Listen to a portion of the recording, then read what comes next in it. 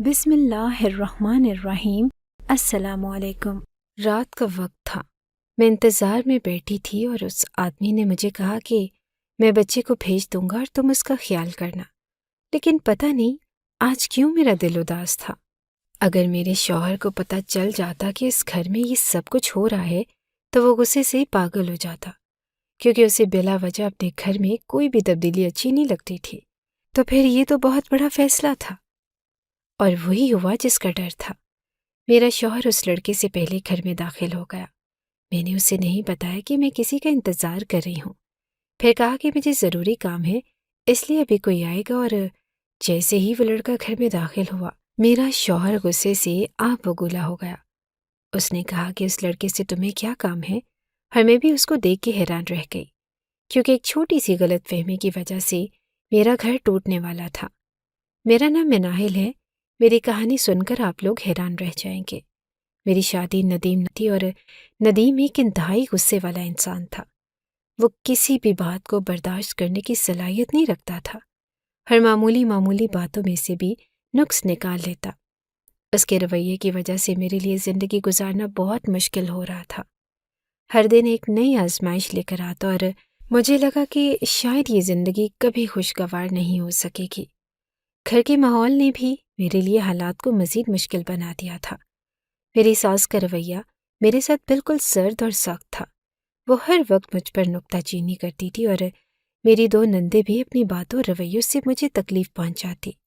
ایسے لگتا جیسے میں کسی قید خانے میں ہوں، جہاں ہر طرف مشکلات ہی مشکلات ہیں۔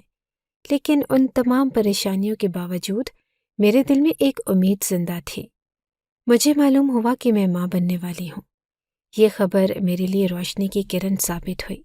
میں نے سوچا کہ شاید بچے کی پیدائش کے بعد سب کچھ ٹھیک ہو جائے گا۔ میرے دل میں اس خیال نے ایک عجیب سی خوشی پیدا کی کہ میری زندگی میں کچھ تو ایسا ہوگا جو میرے لیے خوشی کا باعث بنے گا۔ باوجود اس کے کہ میری زندگی مشکلات سے بھری ہوئی تھی، میرے دل میں ایک ماں بننے کی خوشی نے ایک نیا حوصلہ پیدا کر دیا۔ یہ لوگ تو اصولوں کی بڑی باتیں کرتے تھے، لیکن عملی طور پر ان کا رویہ کچھ اور تھا۔ گھر کا سامان لینے کے لیے مجھے ہی باہر بھیج دیا جاتا تھا۔ انہیں اس بات کی کوئی شرم محسوس نہیں ہوتی تھی کہ ایک عورت بازار جا کر خریداری کرے۔ میری ساس تو ہمیشہ یہ کہتی کہ میری بیٹیاں تم سے زیادہ خوبصورت ہیں، اس لیے میں انہیں دکان تک بھیجنے کا تصور بھی نہیں کر سکتی۔ اور جہاں تک میرے شوہر کا تعلق تھا، وہ اس طرح کے کام کرنے کا عادی ہی نہ تھا، اس لیے مجبوری میں مجھے ہی یہ ذمہ داری نبھانی پڑتی۔ ایک دن حسب معمول میں دکان پر سامان لینے گئی۔ وہاں پہنچ کر میری نظر ایک آدمی پر پڑی جو دکان کے قریب کھڑا تھا۔ جیسے ہی میں نے اسے دیکھا، فوراً پہچان گئی کہ وہ حبیب ہے۔ حبیب میرا دور کا کزن تھا جو ایک وقت میں مجھ سے شادی کرنا چاہتا تھا، لیکن میں نے اس کی خواہش کو رد کر دیا۔ میرے انکار کی خبر اسے میں نے فون پر دی تھی، لیکن کبھی یہ نہیں بتایا تھا کہ میں نے انکار کیوں کیا۔ اس وقت میرے دل میں عجیب سی جھجک پیدا ہوئی۔ میں سوچنے لگی کہ اگر وہ مجھے دیکھ لے تو شاید مجھ سے اس انکار کی وجہ نہ پوچھ لے، اور میں اس کا سامنا کرنے کے لیے تیار نہ تھی۔ میں نے فیصلہ کیا کہ جب تک وہ وہاں سے نہ ہٹ جائے میں دکان پر نہیں جاؤں گی۔ لیکن میری بدقسمتی کہیے یا کچھ اور، اس نے مجھے دیکھ لیا، نہ صرف دیکھا بلکہ سلام کر کے مجھے آواز بھی دے دی۔ اس کے چہرے پر حیرانی اور مسکراہٹ تھی، اور میں جانتی تھی کہ اب اس سے بات کیے بغیر یہاں سے نکلنا ناممکن ہے۔ حبیب نے مجھے سلام کیا اور حال چال پوچھنے لگا۔ اس نے کہا کہ کیسی ہو؟ تمہاری تو شادی ہو گئی تھی نا؟ میں نے مختصر جواب دیا کہ ہاں، شادی ہو گئی ہے، میرا گھر یہی نزدیک ہی ہے۔ یہ سب کچھ بتاتے ہوئے میرے دل میں عجیب سا احساس تھا، جیسے کوئی پرانی بات پھر سے زندہ ہو رہی ہو۔ پھر اس نے پوچھا کہ سامان لینے آئی ہو؟ میں نے کہا کہ ہاں، سامان لینے آئی ہوں۔ تو وہ کہنے لگا کہ پھر یہاں کیوں کھڑی ہو، چلو سامان لے لو۔ پتہ نہیں کیوں لیکن وہ میرے ساتھ ساتھ چلنے لگا۔ جب میں نے سامان لیا تو وہ کہنے لگا کہ چلو میں تمہارے ساتھ چلتا ہوں، تمہارا گھر بھی دیکھ لوں گا۔ یہ سن کر میں پریشان ہو گئی اور فوراً کہا کہ نہیں حبیب، وہ میرا گھر نہیں، میرا سسرال ہے۔ اگر تم میرے ساتھ گئے تو میری ساس سوال کرے گی، وہ بہت غصے والی عورت ہے۔ حبیب نے ہنستے ہوئے کہا کہ ارے میں تمہارے گھر تھوڑی جاؤں گا، بس باہر سے دیکھ لوں گا۔ تم یہاں قریب رہتی ہو سکتا ہے کہ کبھی ملنا نہ ہو جائے۔ پھر اس نے مزید کہا کہ ویسے بھی میری بھی شادی ہو گئی ہے۔ یہ سن کر میرے دل کو تھوڑی تسلی ہوئی۔ میں نے جواب دیا کہ پھر تو یہ اچھی بات ہے، تمہاری بیوی سے ضرور ملنا چاہوں گی۔ وہ کہنے لگا کہ اسی لیے تو کہہ رہا ہوں کہ گھر دیکھ لیتے ہیں تاکہ ایک دوسرے کے بارے میں پتہ ہو۔ جب ہم میرے گھر کے قریب پہنچے تو حبیب ایک دم رک گیا اور ہنسنے لگا۔ میں نے حیرت سے پوچھا کہ کیا بات ہے، کیوں ہنس رہے ہو؟ وہ بولا کہ یہ دیکھو، یہ تمہارا گھر ہے اور یہ سامنے والا گھر میرا ہے۔ یہ سن کر میں حیرت میں پڑ گئی اور کہا کہ لیکن تمہارا گھر تو ہمارے محلے میں تھا۔ حبیب نے جواب دیا کہ میری جس لڑکی سے شادی ہوئی ہے اس کے والد بہت امیر ہیں، انہوں نے جہیز میں مجھے پورا گھر دیا ہے، لیکن ایک شرط بھی رکھی ہے کہ میں ان کی بیٹی کے ساتھ اسی گھر میں رہوں۔ بات تو عجیب ہے لیکن وہ خود یہاں نہیں رہتے، تو یوں سمجھو کہ مجھے جہیز میں یہ گھر ملا ہے، اسی لیے میں یہیں پر رہتا ہوں۔ یہ سن کر مجھے حبیب سے کوئی ڈر محسوس نہیں ہوا کیونکہ اب وہ شادی شدہ تھا اور اس کا رویہ بھی بالکل ٹھیک تھا، بے قرار تھا۔ اس نے ایک بار نہیں بلکہ 10 بار میرے لیے رشتہ بھیجا، لیکن میں نے ہر بار انکار کر دیا۔ میں نے اسے قبول نہ کیا تھا کیونکہ وہ مجھے کبھی اچھا نہیں لگا تھا۔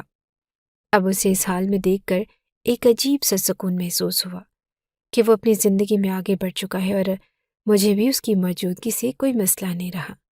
حبیب اپنے گھر چلا گیا اور میں اپنے گھر لوٹ آئی، لیکن کافی دیر تک میرے دماغ میں وہی چلتا رہا۔ میں سوچنے لگی کہ ویسے تو حبیب کے اخلاق اچھے ہیں اور آج جو تھوڑی بہت بات ہوئی وہ بھی مثبت انداز میں تھی۔ اس کے ساتھ میری کبھی اتنی تفصیل سے بات ہی نہ ہوئی تھی۔ ماضی میں جب اس نے مجھ سے شادی کی خواہش کا اظہار کیا تو میں نے اسے ٹھکرا دیا، اور اس انکار کی سب سے بڑی وجہ اس کا وزن تھا۔ وہ بہت زیادہ موٹا تھا اور شاید 100 کلو سے بھی زیادہ، اور میں ایک ایسے شخص کے ساتھ زندگی گزارنے کا تصور نہیں کر سکتی تھی جو اپنی ظاہری حالت کا خیال نہ رکھتا ہو۔ میں خود کو بہت خوبصورت سمجھتی تھی اور چاہتی تھی کہ میرا شوہر بھی میری طرح خوبصورت اور پرکشش ہو، لیکن پھر دل ہی دل میں یہ بھی سوچا کہ شاید یہی میرا غرور تھا جس کی سزا مجھے ملی۔ میرا شوہر ندیم شکل و صورت میں برا نہ تھا، وہ نہ تو زیادہ موٹا تھا اور نہ ہی بدصورت، بلکہ جوان اور پرکشش تھا، لیکن اس کی زبان اتنی کڑوی تھی کہ اس کی ظاہری خوبصورتی بھی بے معنی لگتی تھی۔ وہ سیدھے منہ بات ہی نہیں کرتا تھا، جب بھی بولتا ایسا لگتا جیسے کسی جھگڑے پر اتر آیا ہو۔ اس کی باتیں زخم دینے والی ہوتی اور اکثر دل توڑ دیتی۔ اس کے برعکس حبیب کو دیکھ کر لگا کہ شاید میں نے فیصلہ کرتے وقت صرف ظاہری چیزوں پر دھیان دیا، ہر اخلاق کو نظر انداز کر دیا، لیکن پھر یہ بھی سوچا کہ حبیب کی ظاہری حالت میری برداشت سے باہر تھی، اور اس وقت میرے پاس انکار کے علاوہ کوئی راستہ نہ تھا۔ ندیم کی ماں یعنی میری ساس تو کھلے عام کہتی تھی کہ یہ ایسا ہی ہے۔ وہ مزید یہ کہتی تھی کہ ہم تو پہلے ہی سوچ رہے تھے کہ ندیم کی شادی ہوگی تو اس کی بیوی کا کیا بنے گا۔ اس کی بہنیں بھی بار بار یہی بات دہراتی کہ ندیم کو خاندان میں کوئی رشتہ نہیں ملا، کیونکہ سب کہتے تھے کہ وہ بہت غصے والا ہے، اسی لیے انہیں خاندان سے باہر رشتہ تلاش کرنا پڑا۔ ان باتوں کو سنتے ہوئے میرے دل میں یہ خیال آتا تھا کہ اس کا مطلب یہ ہوا کہ مجھے دھوکہ دیا گیا، لیکن یہ بات میں زبان پر نہیں لا سکتی تھی کیونکہ اب یہ میری زندگی تھی اور مجھے ہی اسے نبھانا تھا۔ چنانچہ میں نے چپ رہنے کا فیصلہ کیا اور ہر بات کو برداشت کرنا شروع کر دیا۔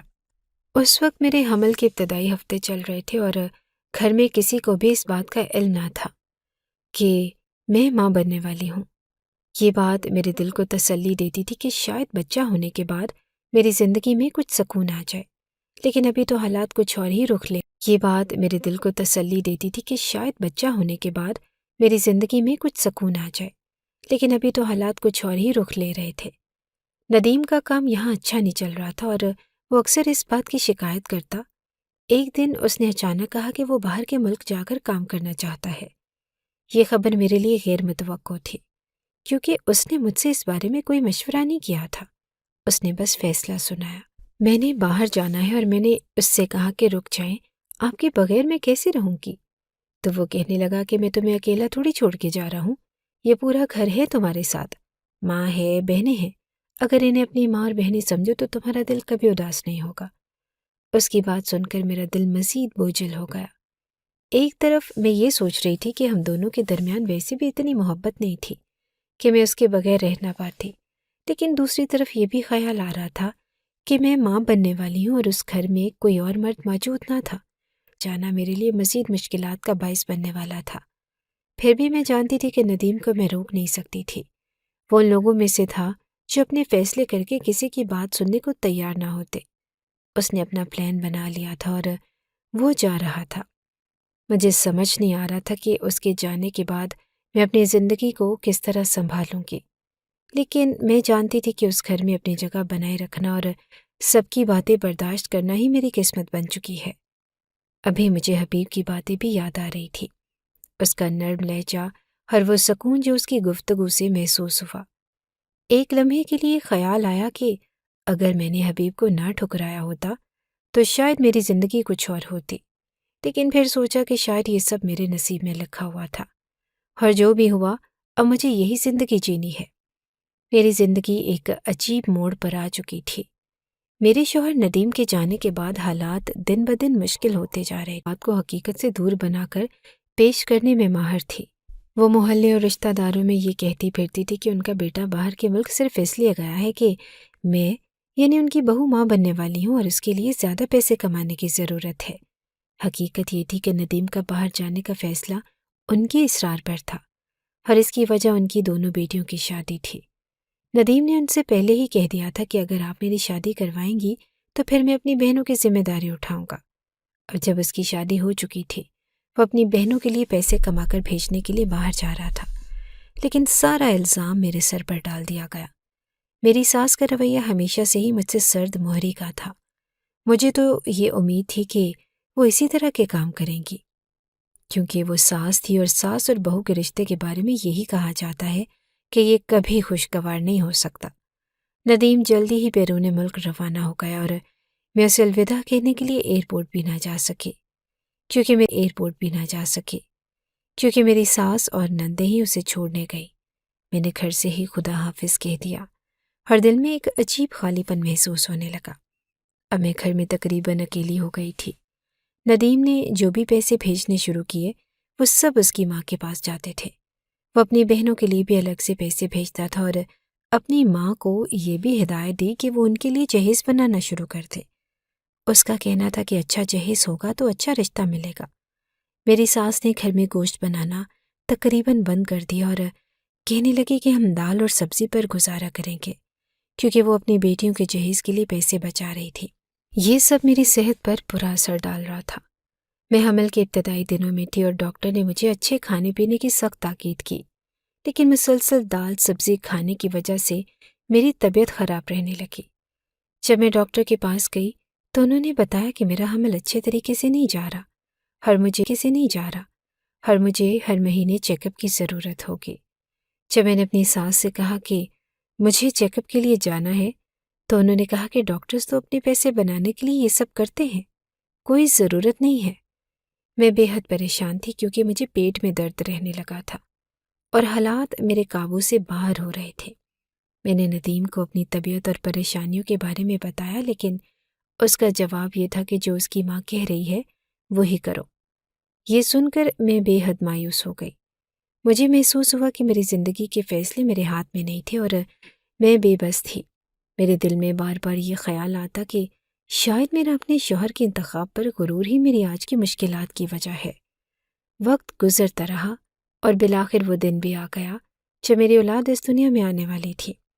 میں اپنی صحت کو لے کر بہت پریشان تھی، لیکن میری ساس کے رویے نے ہر چیز مزید مشکل بنا دی۔ ڈاکٹرز نے کہا کہ میرے کیس میں آپریشن ضروری ہے، ورنہ بچے کی زندگی خطرے میں پڑ سکتی ہے، لیکن میری ساس نے صاف انکار کر دیا اور ہسپتال والوں پر الزام لگایا کہ وہ پیسے کمانے کے لیے غیر ضروری آپریشن کرنے کا کہہ رہے ہیں۔ ان کا اصرار تھا کہ نارمل ڈیلیوری ہی ہوگی چاہے کچھ بھی ہو۔ جب میرا کیس نارمل ڈیلیوری کی طرف لے جایا گیا تو ہسپتال کے عملے نے خبردار کیا کہ بچے کو آکسیجن کی کمی ہو رہی ہے اور آپریشن نہ کرنے کی صورت میں بڑا نقصان ہو سکتا ہے، لیکن میری ساس اپنی ضد پر اڑی رہی۔ آخرکار نارمل ڈیلیوری تو ہو گئی، لیکن ڈاکٹرز نے مجھے یہ افسوسناک خبر دی کہ میری اولاد اس دنیا میں نہیں رہی۔ بچے کو آکسیجن نہیں مل پائی اور اس کی زندگی ختم ہو گئی۔ مجھے اس وقت تک اس بات کا علم نہ تھا کیونکہ میں بے ہوش تھی۔ جب ہوش آیا تو سب کچھ ختم ہو چکا تھا۔ میری دنیا جیسے بکھر گئی۔ میں نے اپنی ساس سے پوچھا کہ کم از کم یہ تو بتا دے کہ میرا بچہ بیٹی، لیکن اس کا جواب تھا کہ جو بھی تھا اب نہیں رہا، جان کر کیا کرو گی؟ ان کے الفاظ میرے دل میں خنجر کی طرح چبھے اور میں بے حد ٹوٹ چکی تھی۔ مجھے یہ بھی نہ دیکھنے دیا گیا کہ میری اولاد کس حالت میں تھی اور اسے دفنانے کا وقت بھی مجھے نہ دیا گیا۔ وہ سب کچھ اپنے طریقے سے کر چکے تھے، اور مجھے صرف یہ بتایا گیا کہ میرا بچہ اب اس دنیا میں نہیں ہے۔ اس وقت میری دنیا اندھیر ہو گئی تھی۔ میری صحت پہلے ہی خراب تھی اور یہ صدمہ برداشت کرنا میرے لیے ناممکن لگ رہا تھا۔ یہ میری زندگی کا سب سے برا وقت تھا۔ میں تنہا تھی، بے یار و مددگار تھی، اور میرا دل اپنی قسمت پر شکوہ کر رہا تھا۔ مجھے ہر وقت یہ خیال آتا کہ شاید میری زندگی کچھ اور ہو سکتی تھی اگر میں نے اپنے فیصلے صحیح طریقے سے کیے ہوتے، لیکن اب سب کچھ ختم ہو چکا تھا اور میرے پاس سوائے صبر کرنے کی کوئی راستہ نہ تھا۔ زندگی کی مشکلات ابھی تھمی نہ تھی کہ ایک اور دھچکا میرا منتظر تھا۔ ابھی میری اولاد کی وفات کو 2 دن بھی نہ گزرے کہ ہمیں یہ خبر ملی کہ یہ میرے شوہر ندیم نے بیرون ملک کسی عورت سے شادی کر لی ہے۔ یہ خبر میرے لیے صدمے سے کم نہ تھی۔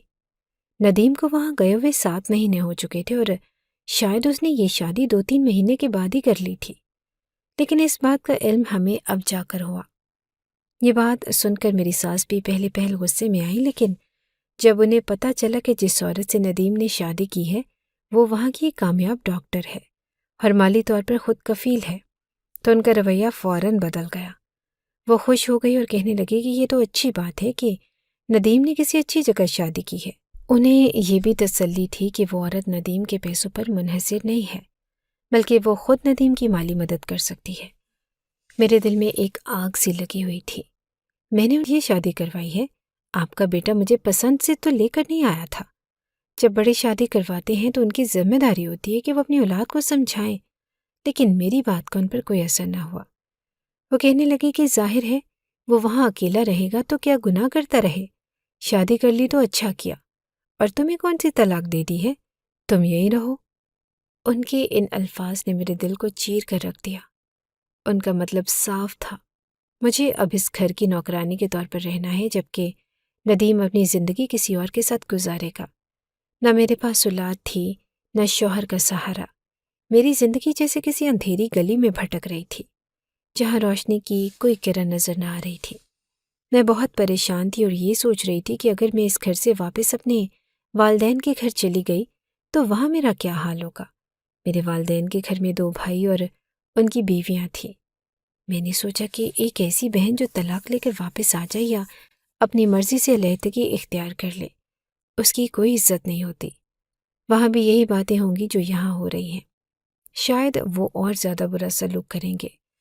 یہی سوچ کر میں نے اپنی قسمت کو قبول کرنے کا فیصلہ کیا اور اس گھر میں رہنے کی ٹھان لی، چاہے حالات جیسے بھی ہوں۔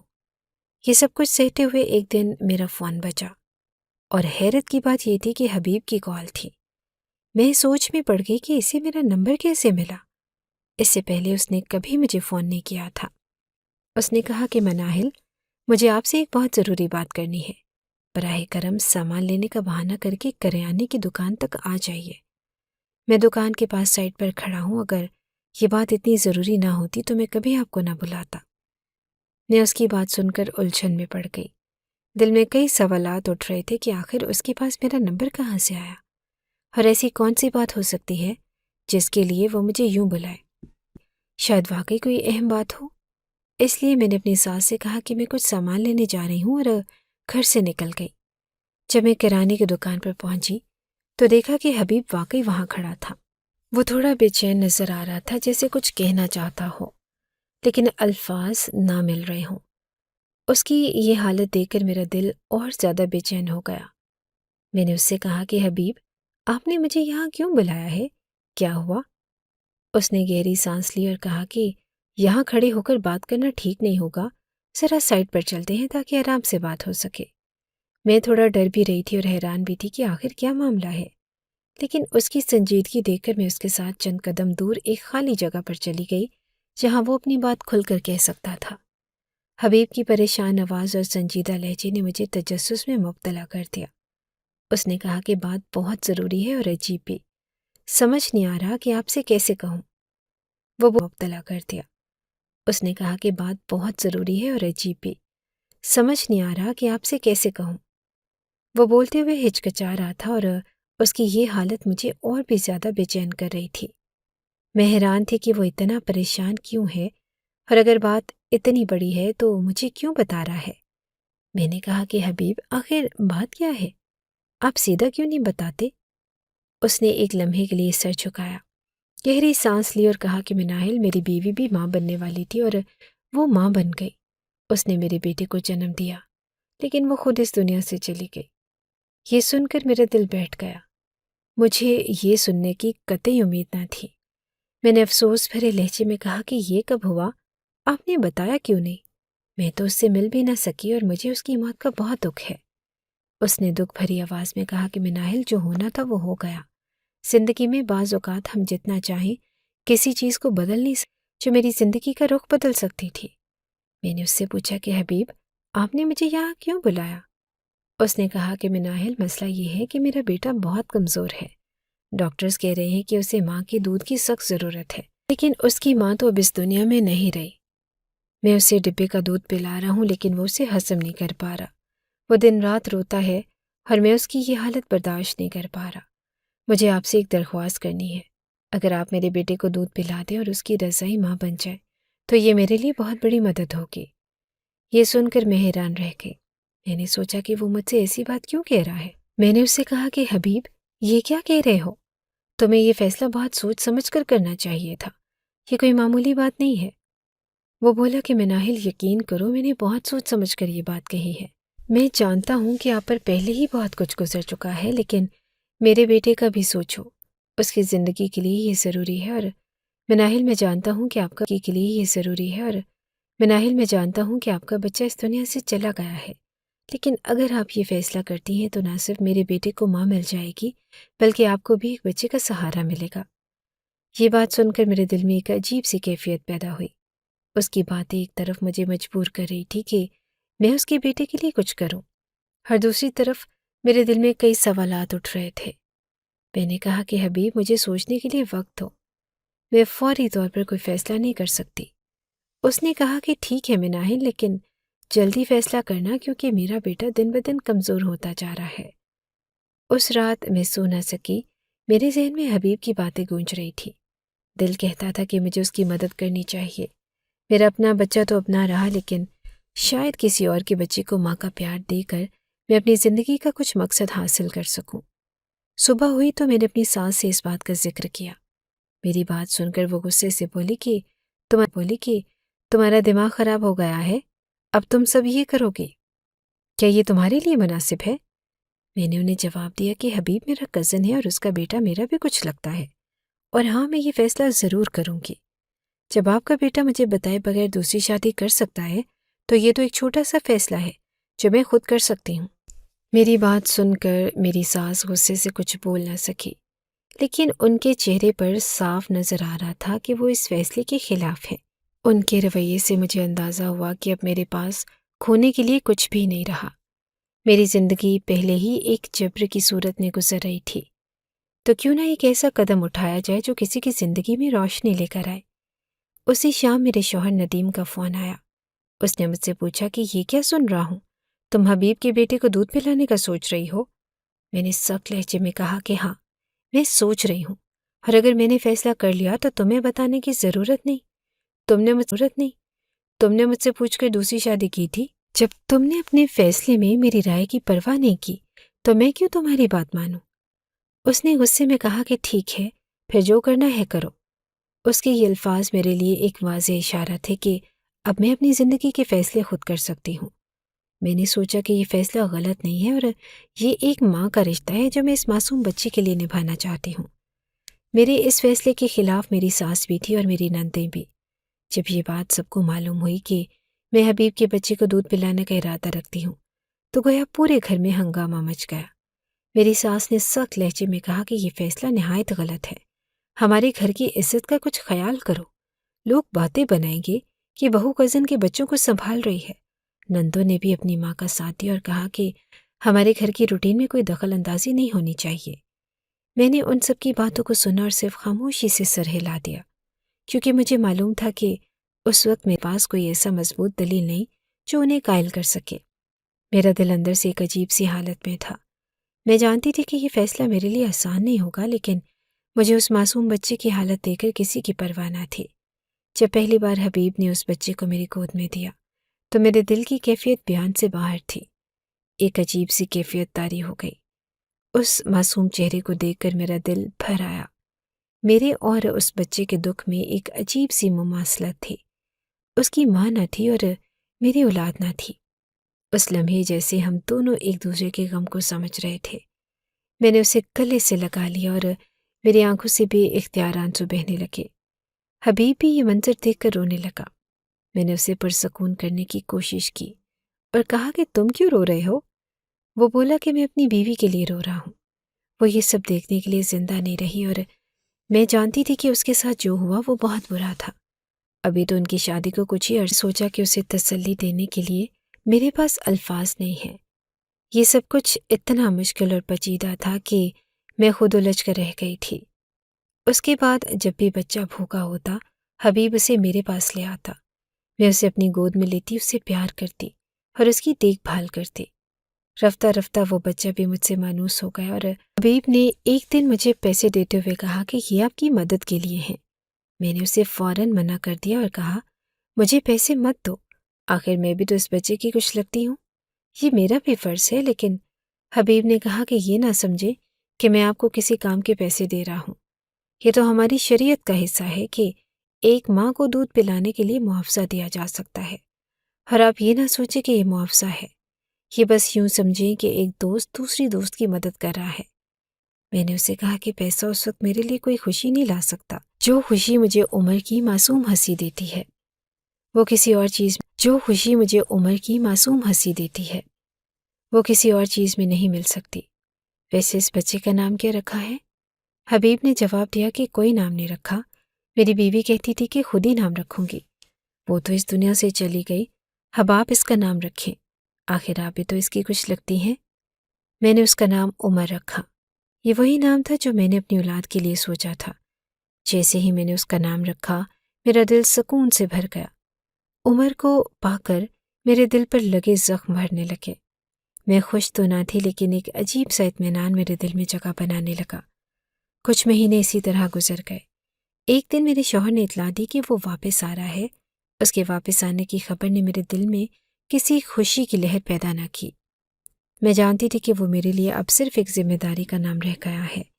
محبت کا رشتہ تو کب کا ختم ہو چکا تھا۔ جب وہ واپس آیا تو پہلے دن خاموش رہا، لیکن اسی رات جب میں کمرے میں اس نے کہا کہ عمر رو رہا ہے، اسے بھوک لگی ہے، میں اسے لے کر آ رہا ہوں، اور میں نے اسے منع کرنا چاہا لیکن وہ بچہ لے کر آ گیا۔ اسی دوران میرے شوہر کا سامنا حبیب سے ہو گیا۔ میرے شوہر نے سخت لہجے میں کہا کہ یہ کون ہے اور اس کا تم سے کیا تعلق ہے؟ حبیب نے جواب دیا کہ یہ میری کزن ہے اور میں ان کے پاس اپنے بچے کو لایا ہوں۔ میرے شوہر نے غصے سے کہا کہ یہ سب جو کچھ بھی چل رہا تھا اب نہیں چلے گا، کیونکہ اب میں آ گیا ہوں، اپنے بچے کو لے جاؤ اور دوبارہ یہاں مت آنا۔ میں نے جواب دیا کہ ایسا ہرگز نہیں ہوگا، بچہ رو رہا ہے اور اسے میری عادت ہو چکی ہے۔ میں نے عمر کو اپنی گود میں لیا اور حبیب کو کہا کہ آپ جائیں، آج یہ میرے پاس ہی رہے گا۔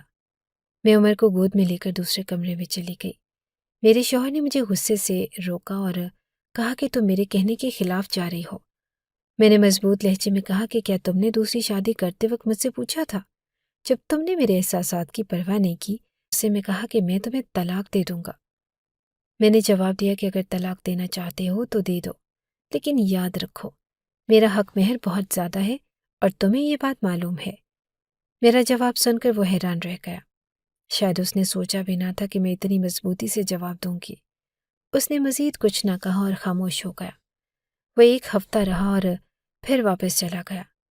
جاتے وقت اس نے کہا کہ مجھے کوئی پرواہ نہیں کہ تمہارا حق مہر کتنا ہے، میں تمہیں طلاق دے دوں گا۔ اس کی بات سن کر مجھے دکھ ہوا، لیکن یہ دکھ میرے اور اس کے رشتے کے ٹوٹنے کی وجہ سے نہیں تھا۔ یہ دکھ اس بات کا تھا کہ اس نے میری زندگی کو برباد کر دیا۔ اب میری زندگی کا سہارا صرف عمر تھا۔ جب میں اسے دیکھتی تو میرا دل خوش ہو جاتا، اور وہ معصوم بچہ میری زندگی میں ایک روشنی کی مان تھا جو میرے غموں کو کم کر رہا تھا۔ عمر کے ساتھ وقت گزارتے ہوئے میں نے سیکھا کہ محبت، تعلق اور سکون ہمیشہ وہیں سے نہیں ملتا جہاں ہم توقع کرتے وقت گزارتے ہوئے میں نے سیکھا کہ محبت، تعلق اور سکون ہمیشہ وہیں سے نہیں ملتا جہاں ہم توقع کرتے ہیں، بلکہ کبھی کبھی وہ غیر متوقع جگہوں سے آتا ہے۔ جب میرے شوہر نے میری ساس سے کہا کہ وہ باہر کے ملک جا کر مجھے طلاق بھیج دے گا تو میں کمرے میں خاموش بیٹھی یہ سب سن رہی تھی۔ ان کا رویہ میرے لیے پہلے ہی تلخ تھا، لیکن جو بات میری ساس نے کہی وہ میرے دل پر گہری چوٹ لگا گئی۔ وہ فون پر کہہ رہی تھی کہ پھر ہمارے گھر کے کام کون کرے گا؟ رہنے دے اسے، اسی گھر میں مفت کی نوکرانی ملی ہوئی ہے، آج کل نوکرانی بھی 20,000 مانگتی ہیں۔ یہ سن کر میرا دل چاہا کہ زمین پھٹ جائے اور میں اس میں سما جاؤں۔ کیا میری حیثیت ان کے لیے صرف ایک نوکرانی کی سی تھی؟ کیا یہی وہ رشتہ تھا جس کے لیے میں نے اپنی زندگی وقف کر دی؟ اس دن کے بعد میرے دل میں رہ رہ کر اپنی ماں باپ سے ملنے کی خواہش جاگی۔ میں کچھ دن کے لیے اپنے گھر جانا چاہتی تھی تاکہ اپنے دل کا بوجھ ہلکا کر سکوں اور سکون کے چند لمحے گزار سکوں۔ آخر کار میں نے اپنے گھر جانے کی اجازت لی اور عمر کو ساتھ لے کر روانہ ہو گئی۔ میرے والدین نے جب مجھے دیکھا تو ان کی آنکھوں میں ایک عجیب سی خوشی اور حیرت تھی۔ ان کے لیے یہ ایک غیر متوقع ملاقات تھی، اور شاید انہوں نے میرے چہرے پر چھائی اداسی کو فوراً بھانپ لیا۔ رات کے کھانے کے بعد جب ہم سب بیٹھے باتیں کر رہے تھے تو میری ماں نے عمر کو گود میں لے کر پیار کرتے ہوئے پوچھا، بیٹا یہ بچہ کون ہے؟ میں نے سب کچھ بتانے کا فیصلہ کر لیا۔ دل کا بوجھ ہلکا کرنے کا وقت آ چکا تھا۔ میں نے اپنی ماں اور باپ کو تمام تفصیلات بتائیں، حبیب کی بیوی کی موت، اس کے بچے کی حالت اور میرا اس بچے کو اپنا دودھ پلانا۔ میری بات سن کر میری ماں کے چہرے پر حیرت اور بے یقینی کے آثار نمایاں ہو گئے۔ وہ بولی کہ بیٹا تو کیا بات کر رہی ہے؟ ہم تو سمجھ ہی نہیں پا رہے، حبیب کی تو شادی ہی نہیں ہوئی۔ مجھے یقین نہیں آیا اور میں نے الجھن بھرے لہجے میں کہا، نہیں، حبیب کی ابھی شادی نہیں ہوئی۔ تمہیں پتہ ہے کہ اس کا وزن اتنا زیادہ ہے کہ خاندان میں کسی نے بھی اس سے رشتہ کرنے پر رضامندی نہیں دی۔ تم نے انکار کیا تو باقی لڑکیوں نے بھی اسے ٹھکرا دیا۔ خاندان سے تو اسے رشتہ ملا ہی نہیں، اور جہاں تک ہمیں یاد ہے وہ الگ رہتا ہے اور اس کے بھائی اور بھابھیوں سے اپنے گھر میں برداشت نہیں کر سکے، اس لیے وہ دوسرے گھر میں رہتا ہے۔ یہ سن کر میرے دل پر ایک اور بوجھ آ گیا۔ میں نے بے چینی سے پوچھا کہ کیا آپ کو اس کے بارے میں یقین ہے؟ میری ماں نے کہا کہ ہاں، بالکل یقین ہے۔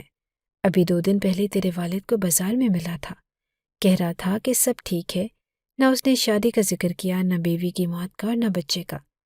میری ماں کی باتیں سن کر میرے پیروں کے نیچے سے زمین نکل گئی۔